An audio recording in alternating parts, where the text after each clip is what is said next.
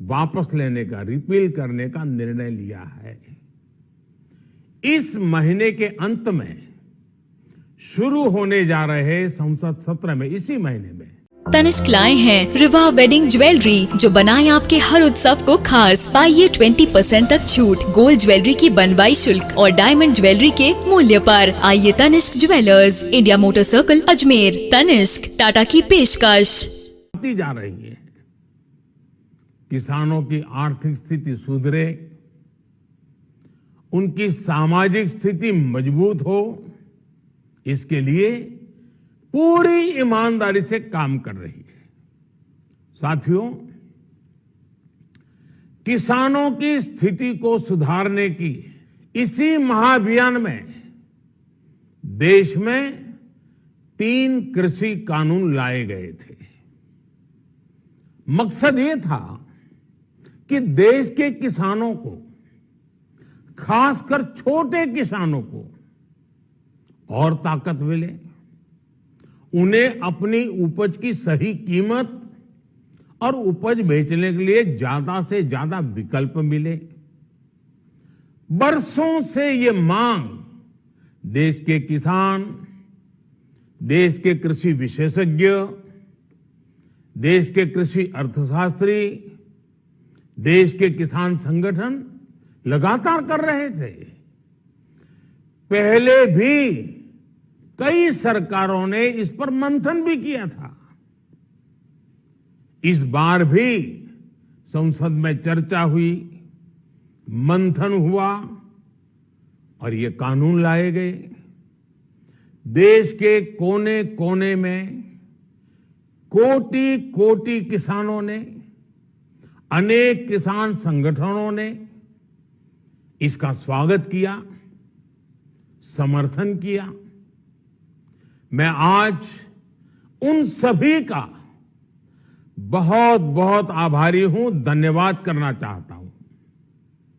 साथियों, हमारी सरकार किसानों के कल्याण के लिए, खासकर छोटे किसानों के कल्याण के लिए, देश के कृषि जगत के हित में, देश के हित में, गांव गरीब के उज्जवल भविष्य के लिए पूरी सत्यनिष्ठा से, किसानों के प्रति पूर्ण समर्पण भाव से, नेक नियत से ये कानून लेकर आई थी। लेकिन इतनी पवित्र बात, पूर्ण रूप से शुद्ध किसानों के हित की बात, हम अपने प्रयासों के बावजूद कुछ किसानों को समझा नहीं पाए। भले ही किसानों का एक वर्ग ही विरोध कर रहा था, लेकिन फिर भी यह हमारे लिए महत्वपूर्ण था। कृषि अर्थशास्त्रियों ने, वैज्ञानिकों ने, प्रगतिशील किसानों ने भी उन्हें कृषि कानूनों के महत्व को समझाने का भरपूर प्रयास भी किया। हम पूरी विनम्रता से, खुले मन से उन्हें समझाते रहे। अनेक माध्यमों से व्यक्तिगत और सामूहिक बातचीत भी लगातार होती रही। हमने किसानों की बातों को, उनके तर्क को समझने में भी कोई कोर कसर बाकी नहीं छोड़ी। कानून के जिन प्रावधानों पर उन्हें ऐतराज था, सरकार उन्हें बदलने के लिए भी तैयार हो गई। 2 साल तक हमने इन कानूनों को सस्पेंड करने का भी प्रस्ताव दिया। इसी दौरान ये विषय माननीय सर्वोच्च न्यायालय के पास भी चला गया। ये सारी बातें देश के सामने है, इसलिए मैं इनके अधिक विस्तार में नहीं जाऊंगा। साथियों, मैं आज देशवासियों से क्षमा मांगते हुए सच्चे मन से और पवित्र हृदय से कहना चाहता हूं कि शायद हमारी तपस्या में ही कोई कमी रही होगी, जिसके कारण दिए के प्रकाश जैसा सत्य कुछ किसान भाइयों को हम समझा नहीं पाए। आज गुरु नानक देव जी का पवित्र प्रकाश पर्व है। ये समय किसी को भी दोष देने का नहीं है।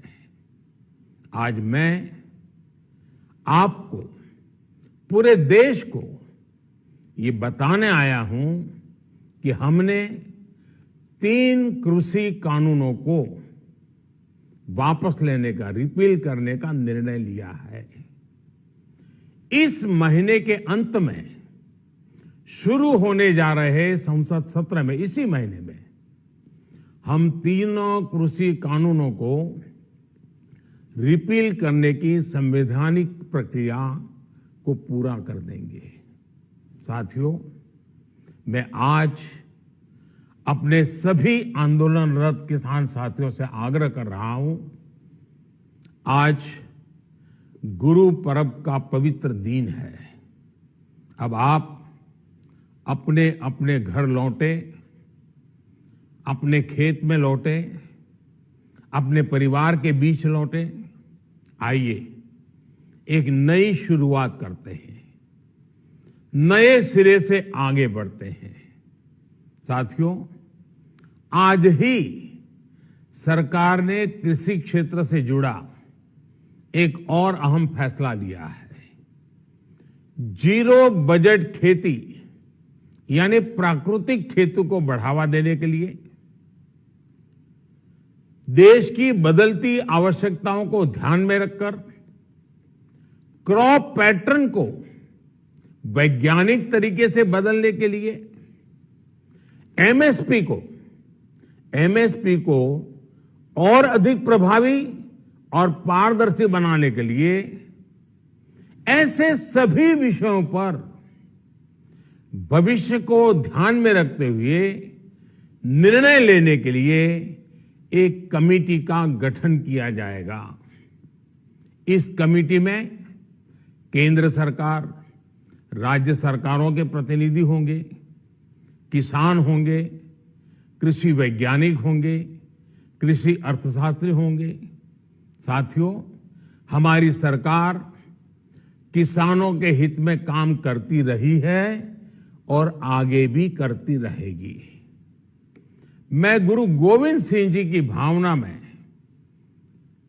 अपनी बात समाप्त करूंगा। देहि शिवावर मोहे इहे, शुभ कर्मन ते कबहू न टरो।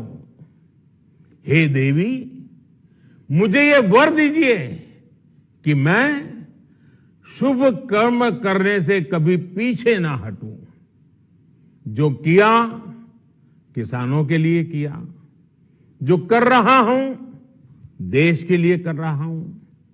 आप सभी के आशीर्वाद से मैंने मेहनत में पहले भी कोई कमी नहीं की थी।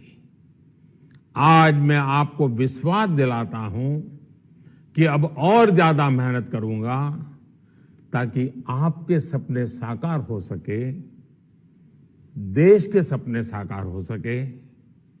आपका बहुत बहुत धन्यवाद। नमस्कार।